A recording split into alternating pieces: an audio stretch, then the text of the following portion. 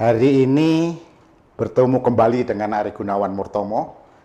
Topik yang ingin saya bahas hari ini mengenai manajer yang smart. Kenapa saya akan memberikan tip mengenai manajer yang smart?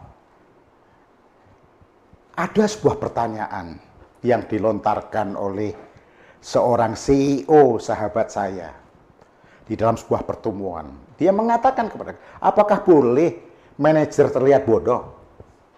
Pertanyaannya adalah, apakah boleh manajer terlihat bodoh? Terus terang, hati saya terusik dalam diskusi dengan sahabat saya, seorang CEO tersebut. Yang mengatakan, apakah boleh manajer terlihat bodoh?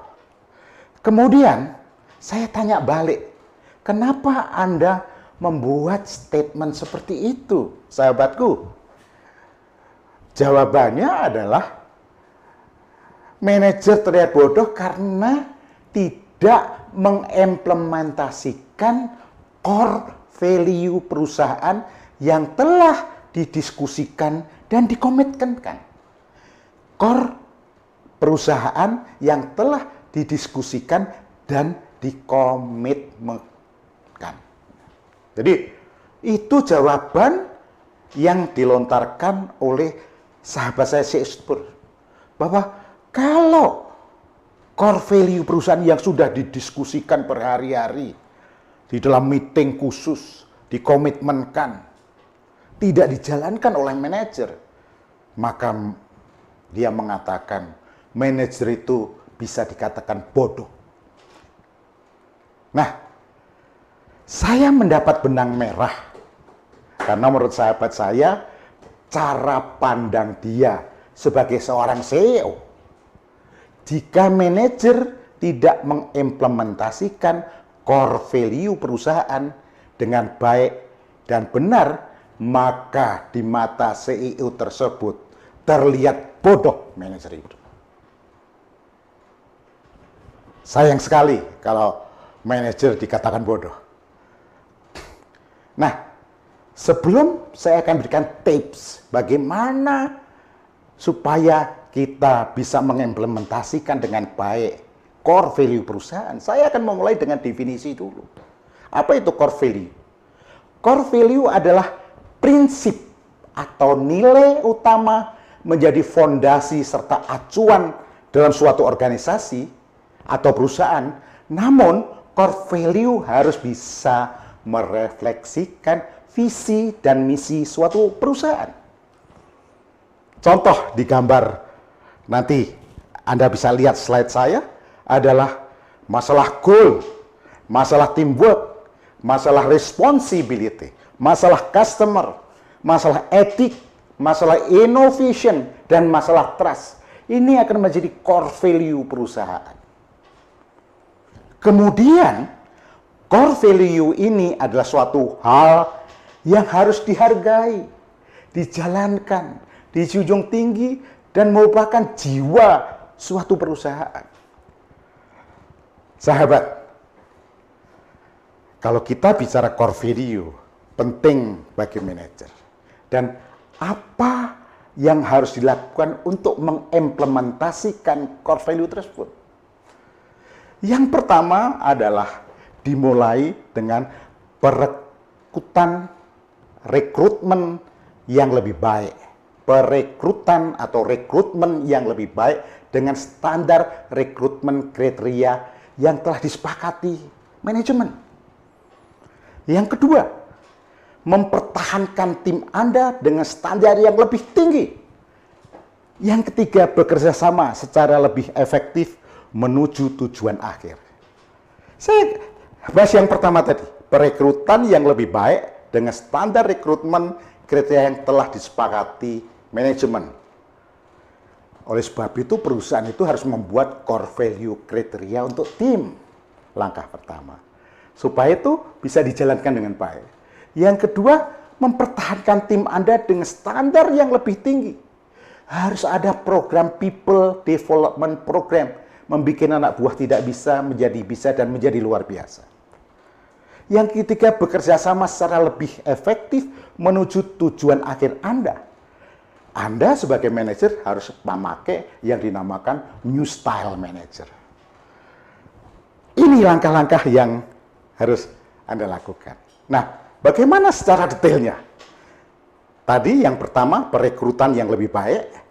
Harus ada core value kriteria tim yang dibuat oleh suatu tim, sehingga ini bisa menjadi acuan di dalam pergerakan perusahaan tersebut.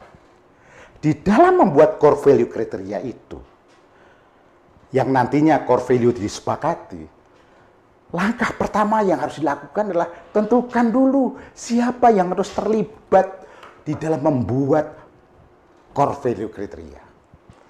Yang kedua, brainstorming, saling diskusi tentang apa yang penting dan apa yang tidak penting bagi tim Anda atau perusahaan Anda. Yang ketiga, kemudian konsolidasikan dan definisikan. Apa yang menjadi brainstorming tadi, kondisikan, konsolidasikan, definisikan secara jelas dan terukur. Kemudian yang keempat, bingkai nilainya di dalam konsolidasi dan definisi tadi, bingkai nilai Anda sesuai dengan budaya tim Anda. Yang kelima, evaluasi nilai Anda sebagai satu set yang lengkap untuk menentukan core value criteria yang disepakati bersama. Itu yang pertama. Jadi contohnya adalah seperti bagaimana menentukan goal, kriterianya seperti apa, teamwork-nya seperti apa, responsibility-nya seperti apa, customer core value-nya seperti apa, ethic core value-nya seperti apa, innovation core value-nya seperti apa, trust seperti apa. Dari situ dibikin jelas, terukur, dan tertulis. Sehingga orang bisa mengacu pada core value tersebut. Yang kedua, setelah core value ini ada dan disepakati, buatlah people development program untuk mempertahankan tim Anda dengan standar yang lebih tinggi. Tanpa people development program, tanpa ilmu pengetahuan, tanpa training, nggak bisa akan mencapai standar yang tinggi. Intinya hanya ada dua. Yang pertama adalah di dalam tim itu harus memahami pekerjaan, proses bisnis dan hasil bisnis, baru bisa ngasih tahu anggota timnya di dalam people development. Oleh sebab itu syarat manajer tadi, supaya dia hebat, supaya dia smart, harus punya yang pertama tadi, memahami pekerjaan, memahami proses bisnis dan hasil bisnis, baru bisa kasih tahu anggota timnya di dalam program people development program. Kedua, menjadi ahli dulu dalam pekerjaannya. Kalau dia sudah ahli di dalam proses bisnis dan hasil bisnis, baru bisa ngajari timnya, baru bisa membangun yang dinamakan people development program. Sehingga saya coba garis bawahi bisa membangun value, nilai anak buahnya. Kalau anak buah punya nilai, dia believe untuk mengerjakan pekerjaannya. Dan Anda trust untuk memberikan pekerjaan kepada anak buah Anda.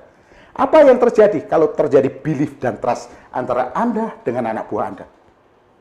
Terjadinya yang dinamakan positive attitude. Apa? Positive attitude. Yang ketiga, bekerja sama secara lebih efektif menuju tujuan akhir Anda. Anda kalau sudah punya dua tadi, punya ilmunya, punya keahliannya, Anda pakai New Style Manager. New Style Manager itu, sahabat, pertama, mampu menjadi trainer. Karena Anda tahu, karena sudah ahli. Mampu memberikan pelatihan. Karena paham proses bisnisnya dan hasil bisnis, roadmap-nya paham. Mampu menjadi advisor, karena punya pengalaman. Mampu memberikan mentoring. Mampu memfasilitasi pekerjaan menantang. Dan mampu memberikan motivasi kepada anak buah. Kalau Anda bisa memakai New Style Manager di dalam membangun orang, di dalam membangun tim, maka Anda akan menciptakan good people. Apa artinya good people? Anak buah tim kita, perusahaan kita, mempunyai value. Tim kita, anak buah kita, pilih percaya untuk mengerjakan karena punya kemampuan untuk bekerja, dan Anda punya trust memberikan pekerjaan kepada anak buah.